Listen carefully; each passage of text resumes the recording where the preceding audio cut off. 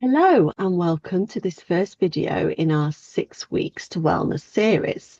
The idea of this series is to help you over the next 6 weeks in a really gentle and simple way to reset yourself, to let go of the term and the academic year that's gone by, get the rest and the space that you need over the summer holidays to really prioritize your well-being, and then put some really simple things in place so that when you go back in September, you are ready and raring to go, but also that you have boundaries that are going to protect your well-being so that you can keep on doing this job that you love, but that we all know can be a real challenge.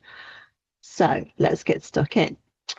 This week is all about switching off from work. Now, I'm going to assume here that a lot of you broke up from school last week and that you've maybe spent this last weekend catching up on sleep, not really having a lot of energy, feeling quite demotivated to do anything, even though you've probably got a list as long as your arm of things that you were putting off to do when it got to the holidays.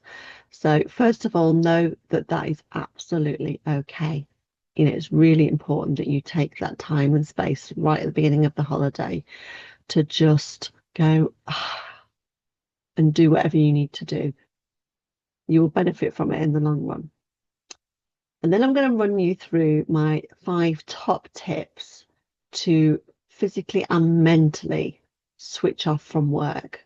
Because what we often find is that in those first few days, particularly, we've still got 101 things running through our heads.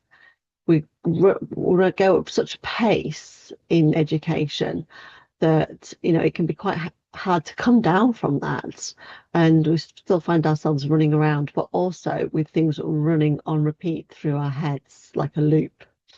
So it can be really important, and is really important, that we switch off from work as soon as possible so we get the maximum benefit from the time we do have away from the classroom. So here are my top tips. Number 1, pack away work. And I mean literally here.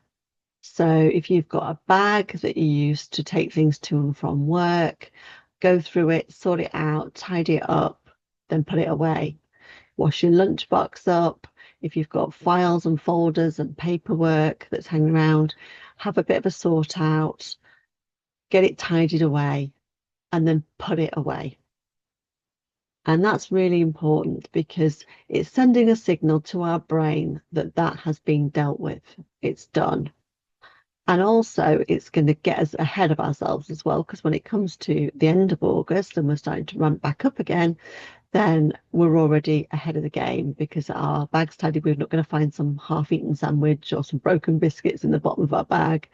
We're going to know where everything is. So even just spending an hour just tidying everything up, packing it all away, is really going to help you to mentally switch off from work. And that leads me on to tip number 2, which is to hide everything work related away and have at least one room in your house that is work free. But really, it should be as much of your house as possible. This is your home. It's not an extension of your work environment. And we know that it's really easy for little bits of work to kind of infiltrate their way into every room in your house. So you've maybe got paperwork that's hanging around in the living room. You've got a pile of books on your dressing table. You've got different things that remind you of work, probably scattered all over your home. So spend a few minutes just gathering them all together, putting them in a box, and then put that box out of sight, whether that's in a wardrobe, in the garage, wherever it might be, but out of sight. And your car as well. Don't forget about your car. That's another place that stuff quite often accumulates over time. Put it out of sight, because even if you're not conscious of it, every time you pass by these things and you see them, it's sending a little signal to your brain about work. And oh, that's coming back up again. I've got that to do in September.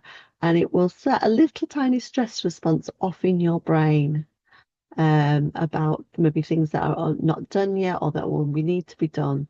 And we want to really switch off and be able to completely rest from work for a while. And it's okay to do that. So hide everything away. Tip number 3 is about switching off in a different way. So nowadays we're very much run by technology. So you've probably got on your personal phone some work related apps, whether it be emails or a group chat or whatever it might be. So make sure you mute all the notifications. Go into your settings and set everything to mute so that you're not being bombarded. Not that you should be over the holidays, but there's no expectation, or you're not tempted to go and check on any things. Again, it's about getting them out of sight. So you might want to slide them onto a different page on your phone so they're not on your home screen so you don't see them every day. Just again, mentally decluttering from work life in a technology way.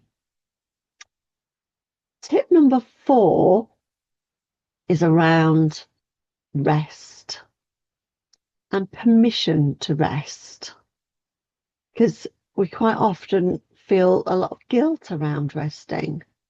But I want you to remember that you have the rights and you deserve to rest as much as you need to in these first few days. So give yourself permission to say no to maybe family and friends who are thinking, oh, they're on holiday now, so let's do lots of things. Or to your children who maybe want to start doing things with their holiday time. You know, you might be that you've got an actual holiday planned and booked for the first weeks of the holiday, which is great. But if you haven't, then give yourself permission for the first few days of the holidays to do nothing, because you've carried a lot for the last year and you need time to process and to rest. And that leads me on to my final tip number 5, which is about reflecting on what switching off means to you. What would you like that to look at like? So you might want to spend a few minutes just maybe pondering on that. If you like to journal, then maybe grab a piece of paper or the voice memo or notes app on your phone and just think about, what does switching off look like for you? It might be that it's a trip to get your nails done or a massage, or it might be that you want a day out in nature, or it might be literally that you just need to sleep. So just think about what switching off means to you and prioritize that this week. So they're my top 5 tips, and I hope you found that helpful, and I will catch you again next week for week 2.